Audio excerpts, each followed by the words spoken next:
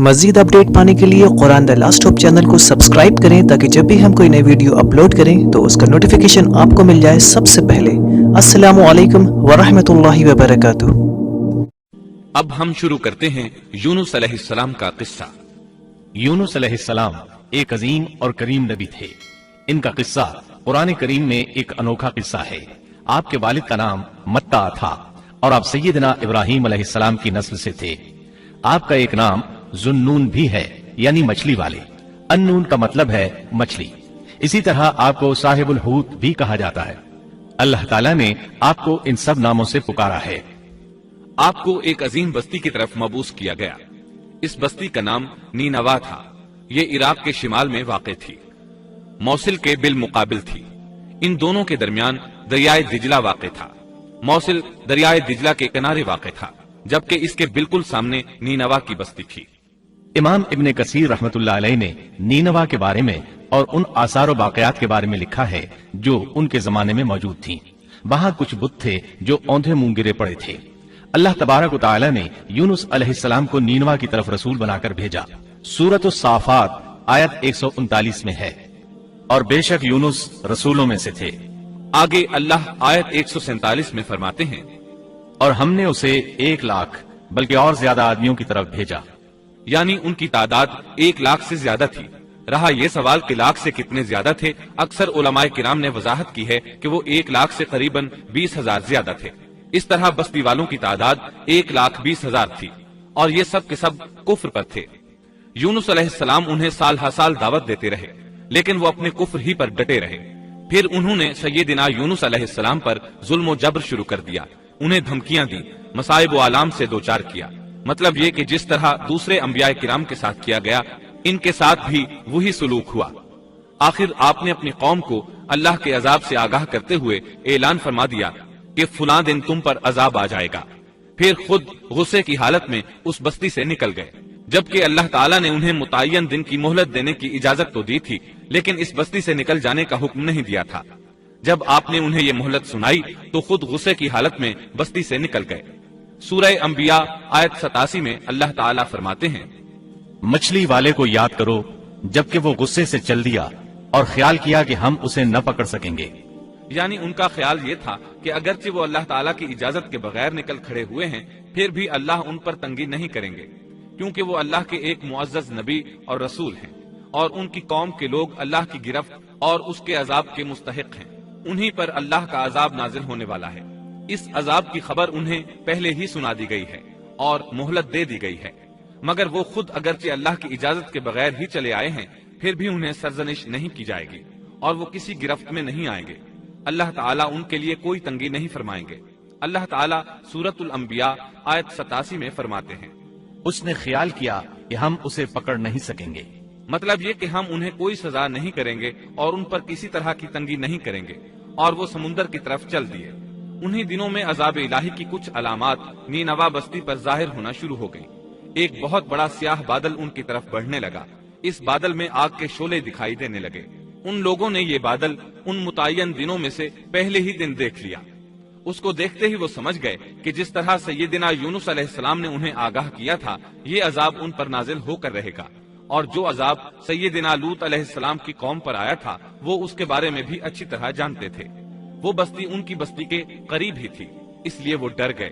ان کے سردار جمع ہوئے اور کہنے لگے، جیسے تم سے پہلے لوگوں پر عذاب اترا کرتے تھے، تم پر بھی یہ نازل ہو کر رہے گا۔ جلدی کرو، سب جمع ہو جاؤ۔ چنانچہ انہوں نے اس بات پر اتفاق کر لیا کہ سیدنا یونس علیہ السلام نے بالکل سچ فرمایا تھا۔ اللہ کی قسم، یہ بالکل وہی عذاب ہے، تم اللہ کے عذاب سے نجات نہیں پا سکو گے۔ اس سے بچنے کی ایک ہی صورت ہے کہ تم ایمان لے آؤ اور توبہ کر لو۔ اس طرح وہ سب کے سب ایمان لے آئے، لیکن سیدنا یونس علیہ السلام وہاں موجود نہیں تھے۔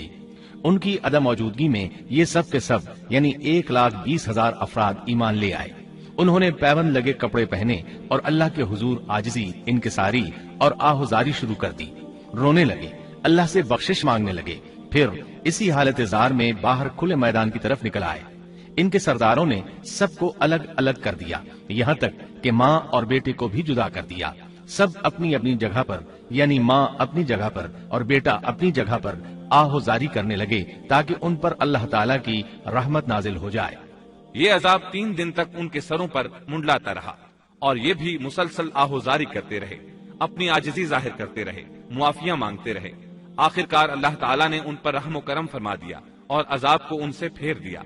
अल्लाह ताला सूरह यूनुस आयत 98 में फरमाते हैं, चुनाचे कोई बस्ती ईमान न लाई कि ईमान लाना उसके लिए फायदा मंद होता सिवाय यूनुस की कौम के। मतलब ये कि साबिका उम्मतों में से किसी के बारे में ये सुनने में नहीं आया कि पूरी कौम ईमान ले आई हो। तमाम बस्तियों में एक भी बस्ती ऐसी नहीं थी, बस एक यूनुस अलैहिस्सलाम की कौम ईमान ले आई।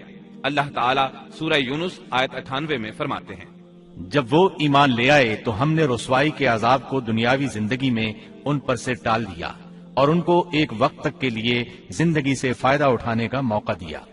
मतलब ये कि हमने उन्हें दुनियावी जिंदगी का लुत्फ उठाने का मौका दिया। अब इस कौम पर क़यामत के दिन तक अजाब नहीं उतरेगा। अल्लामा इब्ने कसीर रहमतुल्लाह अलैह फरमाते हैं, इस आयत करीमा का मफहूम ये है कि किसी बस्ती के तमाम बाशिंदे किसी नबी पर कभी ईमान नहीं लाए, या तो सब ने कुफ्र किया या फिर अक्सर ने कुफ्र किया। लेकिन यूनुस अलैहिस्सलाम की कौम वाहिद ऐसी कौम है जो तमाम की तमाम अजाब इलाही के आसार देखकर ईमान ले आई। साबिका अदवार में जितनी भी बस्तियां गुजरी उनमें अहले ईमान के साथ या तो कुफार रहे हैं या उनमें मुनाफिकीन भी रहे हैं। सिवाय यूनुस अलैहिस्सलाम की कौम के वो सब के सब काफिर थे, फिर सब के सब ईमान ले आए। ये अल्लाह ताला के अजायबात में से है और उसकी कुदरत और रहमत की निशानियों में से है। अब दूसरी तरफ की सुनिए, यूनुस अलैहिस्सलाम को कुछ मालूम नहीं था कि उनकी कौम के साथ क्या हुआ। आप तो गुस्से की हालत में बस्ती से निकलकर समंदर की तरफ चले आए थे। आप एक कश्ती की तरफ आए, उसमें सवारियां और साजो सामान लगा हुआ था। अल्लाह ताला सूरत उस-साफ़ात आयत 140 में फरमाते हैं, जब वो भागकर भरी कश्ती पर पहुंचे, कश्ती रवाना हुई, मौजें उठी, समुंदर में तुगयानी आई, यूं लगता था कि बस अभी गर्क हुए। कहने लगे, बोझ हल्का करो, अपना साजो सामान समुंदर में फेंक दो। चुनाचे उन्होंने अपना अपना साजो सामान समुंदर में फेंक दिया। इस तरह कश्ती कुछ हल्की हो गई, लेकिन जरूरत के मुताबिक हल्की ना हो सकी। अब वो कहने लगे, किसी को समुंदर में गिराना जरूरी है ताकि कश्ती मजीद हल्की हो जाए, वरना ये डूब जाएगी। जल्दी करो, कुरा डालो। जिसके नाम का कुरा निकलता जाए उसे समुंदर में गिराते जाओ और बार बार ये अमल दोहराते जाओ यहाँ तक कि कश्ती हल्की हो जाए। चुनाचे कुरा डाला गया।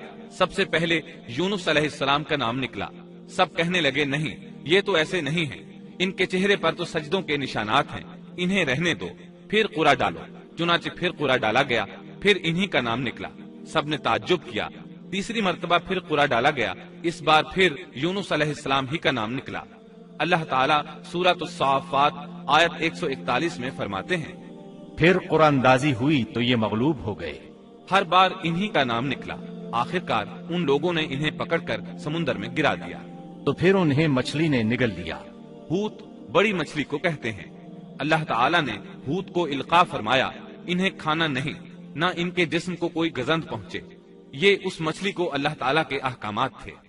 अल्लाह ताला सूरत उस-साफ़ात आयत 142 में फरमाते हैं, तो फिर उन्हें मछली ने निगल लिया और वो खुद अपने आप को मलामत करने लगे। यानी वो समझ गए कि बार बार जो इनका नाम कुरानदाजी में निकलता रहा है तो वही मकसूद है। चुनाचे खुद को मलामत करने लगे और ये मलामत तौबा की इब्तिदा है कि इंसान खुद को मलामत करता है। अब यूनुस अलैहिस्सलाम मछली के पेट में थे। अल्लाह की कुदरत, आप मछली के पेट में 3 दिन तक रहे। बाज रिवायात में 7 दिन और ज्यादा से ज्यादा मुद्दत 40 रोज आई है। आपने मछली के पेट में अल्लाह ताला को पुकारा। अल्लाह सूरतुल अंबिया आयत 87 में फरमाते हैं, आखिरकार वो अंधेरों के अंदर से पुकार उठे। उलमा ने यहाँ 3 अंधेरों का जिक्र किया है, मछली के पेट का अंधेरा, समुंदर का अंधेरा और रात का अंधेरा। गोया उन पर ये सारे अंधेरे इकट्ठे हो गए थे।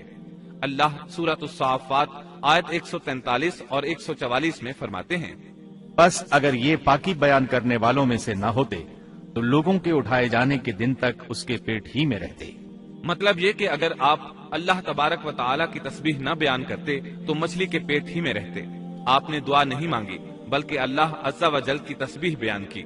रिवायात में यूं भी आता है कि जब मछली आपको समुंदर की अथाह गहराई में ले गई तो आप वहां आबी मखलूकात की तस्बीहात की आवाजें सुनने लगे। गोया अल्लाह ताला ने उन्हें इल्का फरमाया कि आप भी तस्बीह करें। अल्लाह सूरतुल अंबिया आयत 87 में फरमाते हैं, बिलाखिर वो अंधेरों के अंदर से पुकार उठा کہ الہی تیرے سوا کوئی معبود نہیں، تو پاک ہے، بے شک میں ظالموں میں ہو گیا۔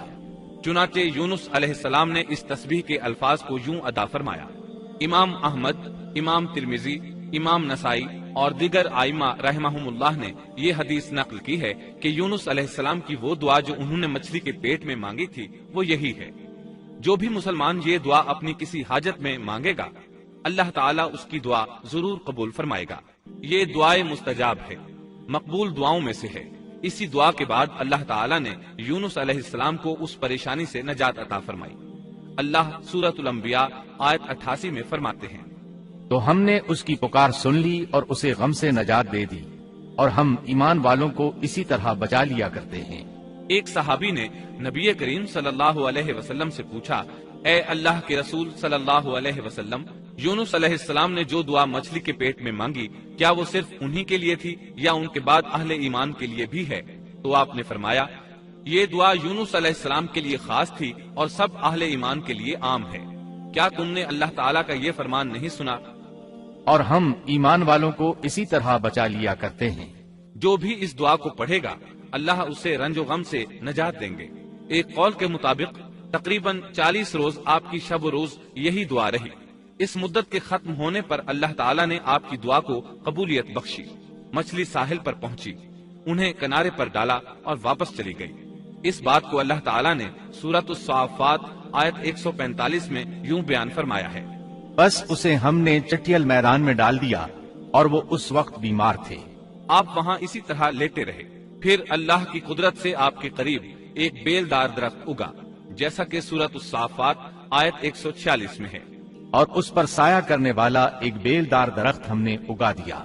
اس کدو کے درخت کے متعلق مورخین کا کہنا ہے کہ اللہ تعالیٰ نے اس درخت کا انتخاب اس لیے فرمایا تھا کہ اس درخت کے پتے چوڑے ہوتے ہیں، ان کے سائے میں انہیں ڈھانپ دیا گیا تاکہ ہوا سے اذیت نہ پہنچے، اس لیے کہ ان کے جسم سے جلد اتر گئی تھی۔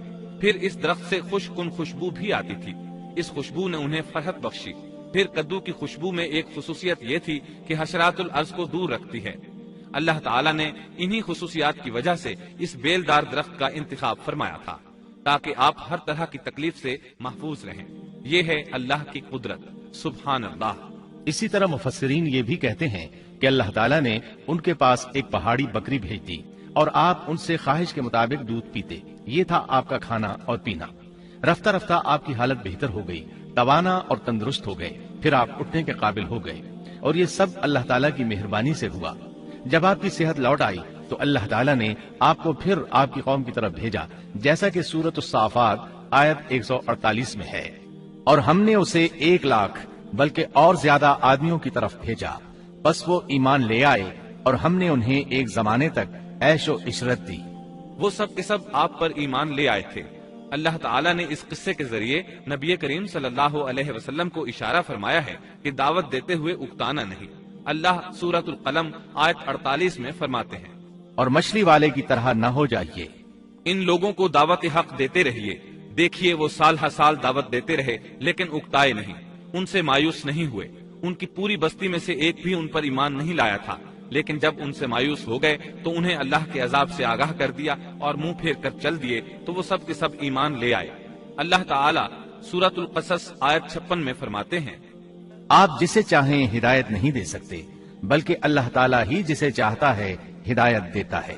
اس قصے میں بہت بڑا سبق ہے کہ کسی بھی حالت میں اللہ کی رحمت سے مایوس نہیں ہونا چاہیے اور نہ ہدایت کے معاملے میں اپنی ذات پر بھروسہ کرنا چاہیے۔ ہدایت تو بس صرف اللہ تعالیٰ ہی کی طرف سے ہے، آپ کے ذمے تو پیغام حق پہنچا دینا ہے۔ اللہ سبحانہ و تعالیٰ کے ذمے ہدایت سے نوازنا ہے۔ اللہ تعالیٰ نے انہیں پاک صاف بنا دیا، انہیں چن لیا۔ اللہ خود ہی سورۃ القلم آیت 50 میں وضاحت فرماتے ہیں، اسے اس کے رب نے پھر نوازا اور اسے نیک لوگوں میں کر دیا۔ امام مسلم نے ایک حدیث روایت کی ہے کہ نبی کریم صلی اللہ علیہ وسلم نے فرمایا، تم میں سے کوئی شخص ہرگز یہ نہ کہے کہ میں یعنی محمد یونس بن متا سے بہتر ہوں، یعنی یوں نہ کہے کہ میں سیدنا یونس علیہ السلام سے افضل ہوں، وہ اس طرح کہ وہ تو اپنی قوم کے ایمان لانے سے مایوس ہو گئے تھے اور میں مایوس نہیں ہوں۔ اس طرح بالکل نہ کہے، کیونکہ بالآخر اللہ تعالیٰ نے آپ کو چن لیا اور برگزیدہ بنا لیا اور صالحین میں داخل کر لیا۔ اس واقعے میں نبی کریم صلی اللہ علیہ وسلم کو جو ہدایت دی گئی ہے اس کا ذکر سورۃ القلم آیت 41 میں آتا ہے۔ بس تو اپنے رب کے حکم کا صبر سے انتظار کر اور مچھلی والے کی طرح نہ ہو جا۔ مطلب یہ کہ یونس علیہ السلام کی مانند نہ ہو جائیے جو اپنی قوم کے ایمان لانے سے مایوس ہو گئے تھے۔ یقیناً دین کی دعوت اور حق کے پرچار میں یہ بہت عظیم سبق ہے کہ داعی الی اللہ کو کبھی مایوس نہیں ہونا چاہیے۔ یونس علیہ السلام کا قصہ ختم ہوا۔ مزید اپڈیٹ پانے کے لیے قرآن دا لاسٹ ہوپ چینل کو سبسکرائب کریں تاکہ جب بھی ہم کوئی نئی ویڈیو اپلوڈ کریں تو اس کا نوٹیفیکیشن آپ کو مل جائے سب سے پہلے۔ السلام علیکم ورحمۃ اللہ وبرکاتہ۔